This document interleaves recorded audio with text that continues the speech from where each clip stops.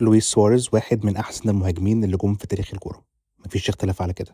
المهاجم قدر يتألق في 3 دوريات مختلفة ويكسب جايزة هداف أوروبا مع فرقتين مختلفين، وطبيعي إن أي لاعب كبير يكون ليه حاقدين أو ناس مش بتحبه، بس مع سواريز الكراهية دي وصلت لقارة كاملة. فإيه اللي حصل عشان يخلي لعيب كورة من الأوروجواي يخلي ملايين من الناس مش طايقاه؟ ده اللي هنعرفه في فيديو النهارده. السنة كانت 2010 وجنوب أفريقيا بتستضيف أول كأس عالم في تاريخ القارة بأجواء جديدة وجماهير ما كانش ليها فرصة تحضر كأس عالم قبل كده. وفي النسخة دي كان في 6 منتخبات أفريقية مشاركة فيها: الجزائر، كاميرون، غانا، كوت ديفوار، نيجيريا وجنوب أفريقيا. وبرغم إن في 6 بلاد بتمثل القارة النتائج كانت محبطة. جنوب أفريقيا البلد المنظمة تطلع من المجموعات، نيجيريا والجزائر والكاميرون يخلصوا في المركز الاخير بدون ولا فوز، وكوت ديفوار تخلص في المركز الثالث وما تتاهلش هي كمان. مفيش منتخب قدر يكمل غير غانا اللي خلص في المركز الثاني، وكان الفريق الافريقي الوحيد اللي بيمثل القاره في البطوله. والصراحه المنتخب كان يستاهل. الجيل ده من غانا كان اقوى جيل في تاريخ البلد.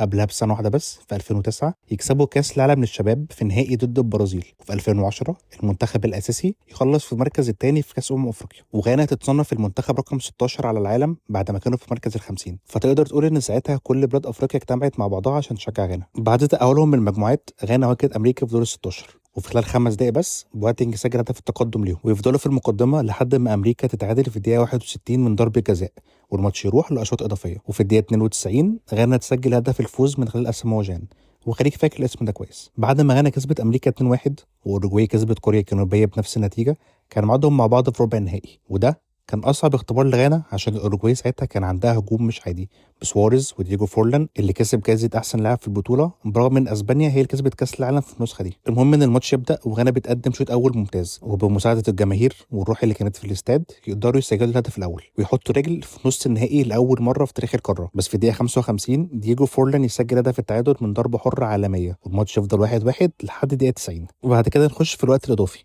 وبعد نص ساعه من الفرص والهجمات غانا تكسب فاول في اخر دقيقه في الماتش. اللعيبه كلها تخش منطقه الجزاء والكره تترفع، سواريز يشيل الكوره بايده من على الخط والحكم المساعد يبلغ، وسواريز يعمل فيه عبيط بس يطرد، والحكم يحسب ضربه جزاء لغانا. نص النهائي بقى على بعد 12 يارده لغانا، وساعتها اسامه جان اللي سجل هدف الفوز في الماتش اللي قبله بيتقدم عشان يشوط ضربه الجزاء اللي تعتبر اهم شوطه في مسيرته الكرويه.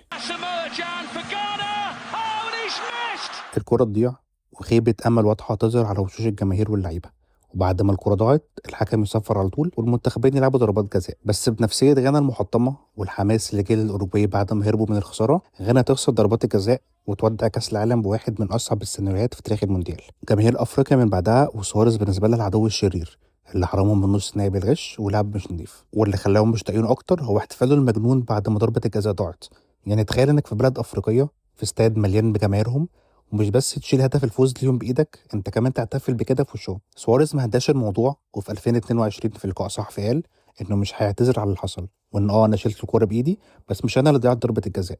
التعليق اللي جه بعد 12 سنه وفكر غانا باللي حصل تاني. الاراء هنا اتقسمت اتنين، واحد بيقول ان اللي سواريز عمله عادي وجزء من الكوره، وان اي واحد مكانه لو لاعب من منتخبه عمل كده هيكون فرحان ومش شايف ان فيها مشكله. وفي الاخر هو خد عقابه واتطرد وغانا جاله ضربه جزاء ومن ذنبه انها ضيعتها. الراي التاني بيقول ان اللي عمله تصرف سيء وما فيهوش روح رياضيه، وان حتى لو اتعاقب الكره اللي شالها كانت جول بنسبه 100%، بس ضربه الجزاء فرصتها بالكتير قوي 90%، فكده غانا اتظلمت وراح منها فوز مستحق. سواريز عمره ما كان اللاعب اللي بيجي في البال لما نتكلم عن الروح الرياضيه. برضه اللاعب اتوقف 3 مرات قبل كده عشان كان بيعض لعيبه في الملعب، غير موقف عنصريه مع ايفرا ايام ليفربول. جماهير غانا وافريقيا عمرها ما هتسامح سواريز على اليوم ده، وهتفضل فاكره على طول باللاعب اللي ضيع عليهم حلمهم باستخدام ايده.